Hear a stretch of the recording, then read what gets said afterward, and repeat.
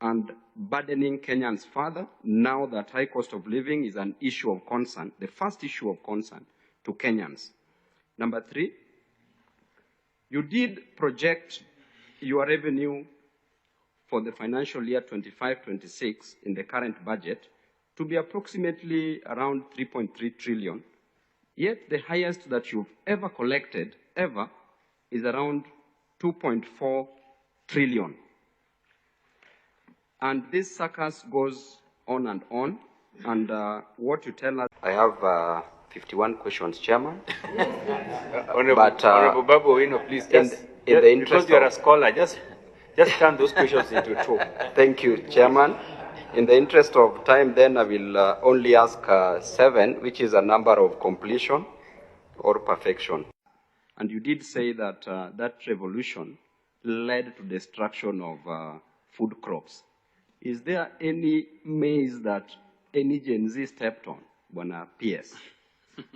Number 2, Bwana PS, you talked about the inflation rate, which has declined to 4.1. Yet, when you look at the circumstances in the agricultural field and the pharmaceuticals, you are moving from 0 rated to tax exemption at the input level.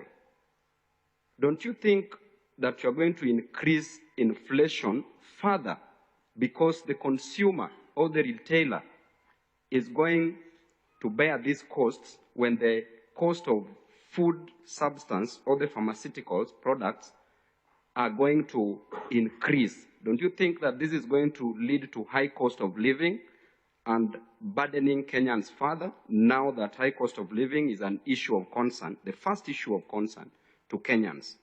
Number 3, you did project your revenue for the financial year 25-26 in the current budget to be approximately around 3.3 trillion, yet the highest that you've ever collected, is around 2.4 trillion.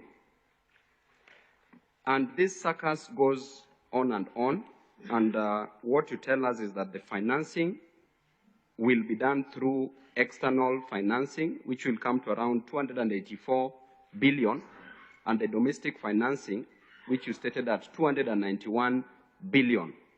Is this achievable, taking into account that we have a budget of 4.2 trillion? Number 4, you talked about help, and you know that it is an emotive issue with our comrades at different universities, taking into account of the new funding model, which should not be implemented because we'll be going against the court orders. You are not prioritizing help.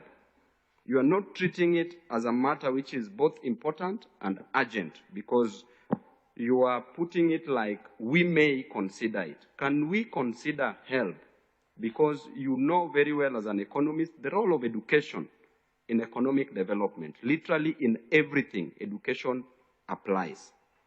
Then number 5, the UHC workers, universal healthcare workers, they've been demonstrating on a daily basis. And we have leadership in this country. And you are the source, you are the owner of the money at Treasury. These ladies and gentlemen have been waking up every morning, not doing anything, even spending various nights, Mr. Chairman, in the cold. Chairman, you know how they wrote you many text messages.